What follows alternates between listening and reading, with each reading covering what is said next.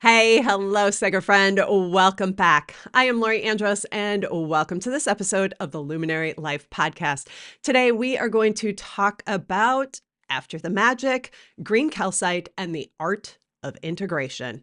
Some of you may know or may remember that a couple weeks ago, I attended an event in the Boston area. I was there as both a speaker and a vendor. I brought my jewelry along and just had one of the most potent, deeply rich, I don't even have words for yet, sort of experiences. It was powerful in so many ways and on so many levels. And I was surprised. I was surprised and delighted. And, I laugh at that because I say I'm surprised and I shouldn't be surprised. I know that experiences such as that can be wildly transformational. And I knew the event creator and the host, like all the whole process. I had a seat a front row seat to the back end of everything that was going on and the energy and the intention that was being put into it. But I think there's a part of me that feels like, oh, I've been doing this for some time. I kind of know the role of energy. I understand, my own journey and process and where things are going. And I greatly underestimated the amount of energy that I would be bringing to the event, not to mention the amount of transformation that would be unfolding. And it was one of those experiences that just opened my heart, opened my mind, opened all of me to a deeper vision living within my heart, a deeper way of seeing myself and the role that I play in the world and the work that I'm doing. And gosh, when we step into experiences like that, they are life changing and they take some time to integrate. And I got kind of a giggle at myself about thinking how I would just roll into the event and roll out of the event, and I wouldn't have any sort of disruption or hiccup in my creation of podcast episodes. I expected complete fluidity, which is why I did not give you a heads up or intend to take a pause. But um, that was not what happened for me. I found myself in a really deeply transformational experience, one that opened me up and has required a good bit of integration, a nice quiet pause, and deep presence with what has emerged for me. Now, I am guessing that if you've stayed on already this long, you can relate to this. You've been to events, places, experiences where you have such a profound awakening experience, transformation, new perspective, idea, way of seeing yourself, seeing life, seeing your role in the world around you, that when you came home from the experience, it took some time for you to adjust, to integrate, and to move through whatever was awakened in that experience. And that is what I would like to talk about today. I'd like to lean into some conversation about how we can integrate those deep and profound and powerful experiences and allow ourselves the space we need to digest everything that has shown up. And because we're in the month of April and our ally is green calcite this month, I want to weave that stone into our conversation because I feel like there's no coincidence to it being here right now and being a part of this month's journey and this experience also being part of the monthly journey. There's something really profound when we have a stone that shows up that really invites us to weave magic into our lives, to recognize the magic. And I think, it's kind of punctuating the significance of recognizing, embracing, and tuning to the magic of life and allowing ourselves the space to actually integrate what we're attuning to. So much has been happening astrologically. This is not an astrology channel, so we're not going to dive into that. But if you've been paying attention to the skies and where everything's moving and what's all been unfolding and happening, there is a lot shifting and changing. And the energy that is supporting us right now is one in which we're being invited to step into a more authentic, stable, aligned expression of self. And part of that process has been a lot of clearing. This is something we've been doing for months, actually for well over a year. Last year, being a 9 year, was a big, deep clearing year on a collective level. This year, as we've kicked off the year, I feel like the whole first quarter went into a whole new layer of clearing, letting things go, laying things down, closing the door to what has been so that we can create space for what is emerging. Now, in this timeline that we're living in, we are a part of creating an entirely new reality. We see it on the big world stage. There is so much being dismantled. And in that dismantling process, we are things are falling apart, space is being created, and new ideas have the space to not only be planted, but to emerge. And a part of those new ideas that are emerging is us standing in our light and allowing the light to lead this great time of change and revolution and new beginnings. Okay, so why is all of that important? Why does that all want to be part of our conversation today? That was kind of a big ramble. Well, I think it wants to be part of the conversation because whether or not we have gone to a specific event over the past month, we have all gone through a significant changing time. We've gone through a significant period of evolution and change within ourselves. And that requires integration. And so I'm going to talk specifically to how do we navigate that window of time after we attend an event. I'm going to make it specific to like an event, a retreat, a workshop, a class, a transformational training sort of thing.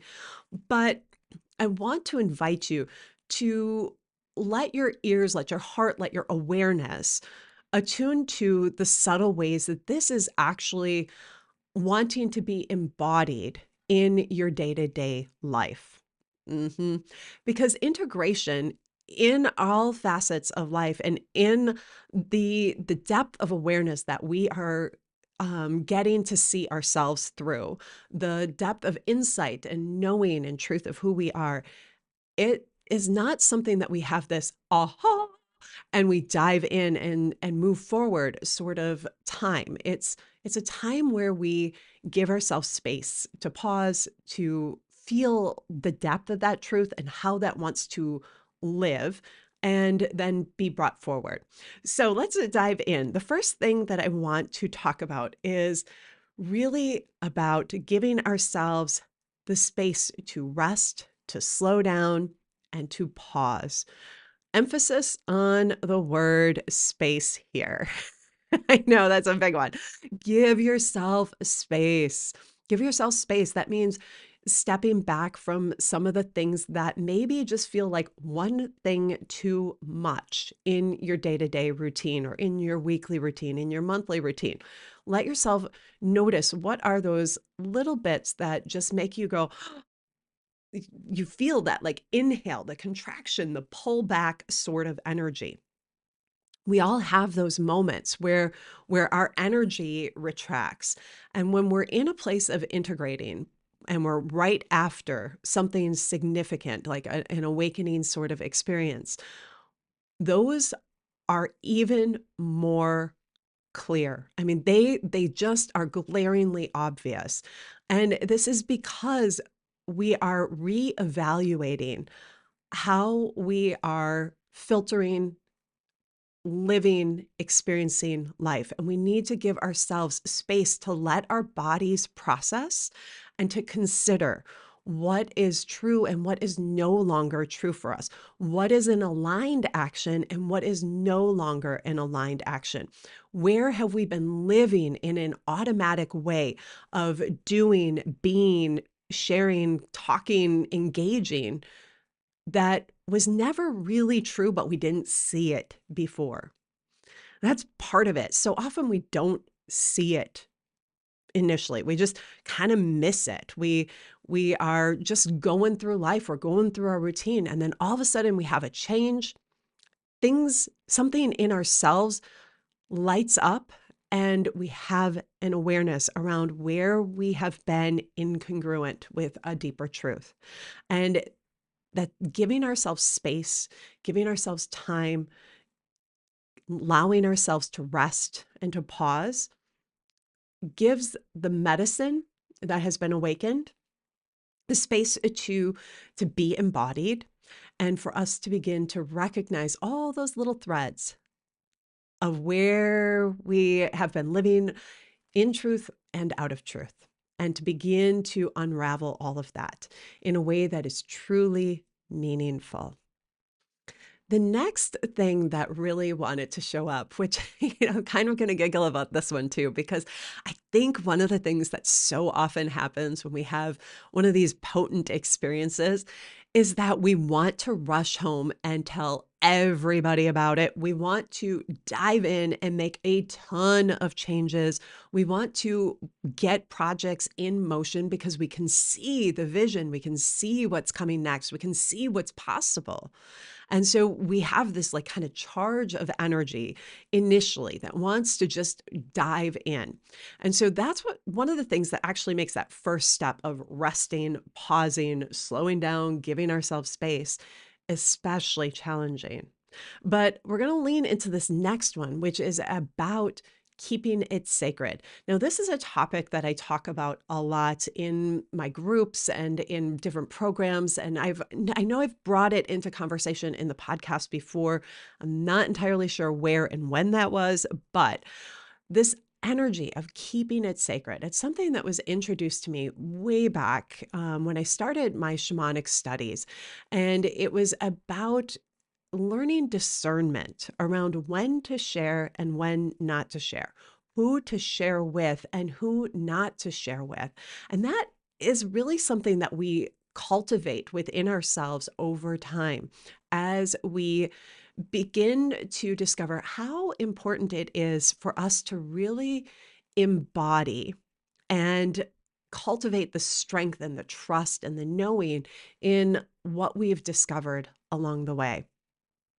Very often, when we share things too soon, too fast, it ends up falling on deaf ears, falling into spaces where people are unable to understand what it is that we've seen, understand the depth to which that touched us or why that touched us. And their journey may not at all ever look like our path. And so their world is not going to reflect a space to understand what we're trying to share. The other piece around this is that sometimes we just don't have words yet. The energy of the change and the transformation hasn't crystallized into words. It's still out in more of the energetic fields, and we've touched it, we've tapped into it, we've experienced it. We know the emotion, we know the sensations, but bringing that into this world and into a crystallized form, that takes time.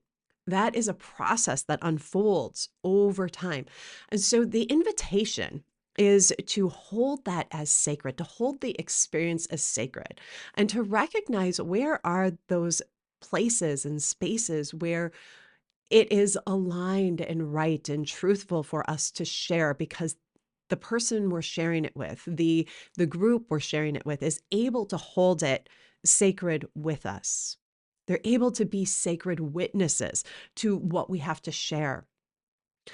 They're able to allow us to bring voice to things in that process without having a judgment or an expectation or anything, that whole ripple that so often happens along the way.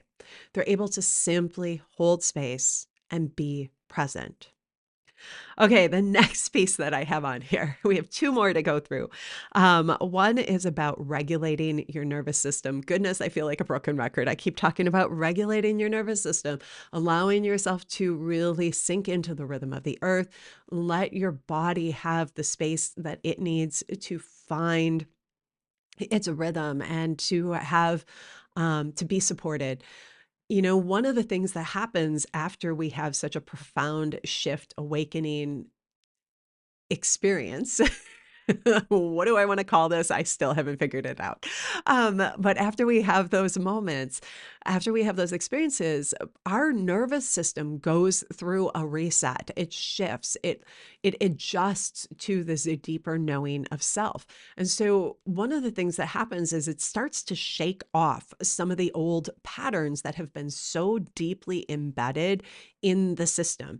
And giving ourselves the opportunity to spend time in nature, do practices that give us a reset to the nervous system, that allow it to slow down, attune to the rhythm of the earth, allow it to be held by the greater rhythm, to step out of the fight, flight, freeze, fawn responses that have been so deeply ingrained in not only ourselves, but in our culture. As we start to disconnect from that, we need space to um, really support our nervous system. And that can be through our diet and exercise. It can be through spending time in nature. It can be through the music that we listen to, the things that we allow to inform us when we're spending time on social media and such, giving ourselves the space to reset our nervous system. And then the last thing that I have on this list is about pausing before we initiate change. Now, earlier I spoke about how very often we go to an event, we have this transformational experience, and we have this excitement and enthusiasm, and we want to rush into action and just change a ton of things.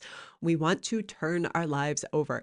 You know, we want to implement everything. But part of integrating and embodying the medicine that we've allowed ourselves to see within ourselves is about recognizing how that actually supports and nourishes the world that we've already been a part of. And when we rush into change, thinking that we need to move to a different place, change our lives and our situation, get a different type of work or job, what we're in fact doing is we're actually continuing ourselves in a loop of disconnection and misalignment. And so part of giving ourselves space to just slow down, be present, and like observe our life through our new lens, to get really lovingly present with it. And granular, not from the place of like, I need to fix everything, but what are the one little piece? What is the one little piece that actually, as we click that into like the right space, as we just change that dial a little bit, brings everything into alignment? Yeah. Very often when we have these big changes, integrating them is less about making many, many, many changes, because that puts us into a new state of fight, flight, freeze, fawn. It puts our nervous system into overdrive, and it creates more chaos. Part of the awakening, part of the transformational experiences, part of having the veils like pulled back and being able to see ourselves with more clarity and the depth of our medicine, bringing that in is about giving it space to land and letting ourselves orient to the life that is already within us in the ways that wants to be expressed. To slow down, to be present, and to let those pieces little by little come into new organization. So how do we do that? Haha, this is where I think it gets really beautiful. And this is where we work with the sacred. We lean into ceremony. We lean into meditation. We lean into ritual, sacred practices. This is where we let ourselves lean into the vision that we've accessed, or the way of knowing ourselves differently. We let ourselves pause and be present with it and let that anchor within ourselves. Let ourselves embody it. And I know that very often we want to move quickly with that, but giving ourselves space to breathe, to exhale into it, stepping into ceremony and allowing some of those energetic layers to begin to take deeper form, it's really important. So what's really funny to me is last week as I got back, I had early morning on Tuesday. My flight was delayed coming in. I ended up getting in around 3 in the morning on Tuesday. I had I had commitments on Tuesday, commitments Wednesday, commitments Thursday. And Friday came and my body just collapsed. Like it just finally like had the space to pause. And as I gave myself the space to just lean into that, my husband came home from work that night and he brought a huge bouquet of carnations, red and white carnations. Now, what was funny to me is that earlier in the day, I thought to myself, you really should do a ceremony this weekend. And I kind of grumbled back to myself, like, well, that means you're going to have to go out and get some flowers. Like my whole head just went down this kind of rabbit hole of annoyance at the idea of having to go and run this errand. And then my husband came home with a key ingredient, which was the red and white carnations. I just laughed out loud.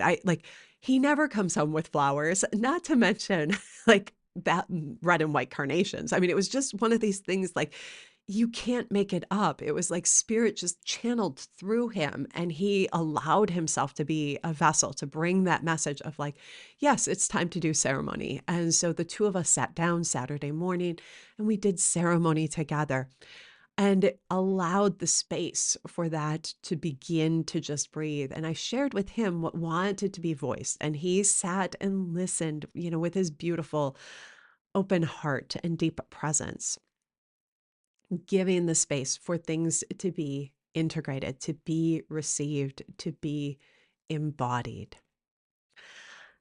I hope that this is landing for you and helping you to have some space for yourself around whatever is unfolding, whatever is emerging, whatever's being activated or awakened in your life right now.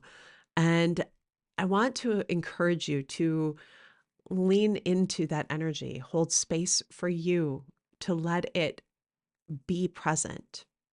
I think one of the fears that often shows up after an event like that, or an event that is changing, a situation that is life changing, is that we fear we're going to forget it.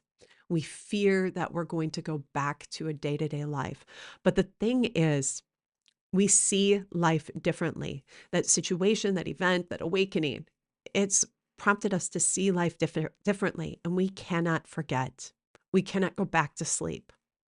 Life has forever changed. And this is how we live after that magic. That magic continues. It begins to be woven into our lives.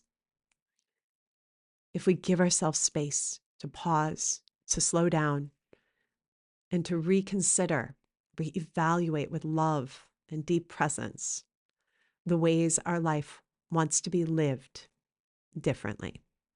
So if today's episode really landed for you, I want to invite you to give it a thumbs up and either leave a comment, or if you're on Apple Podcasts, leave a review.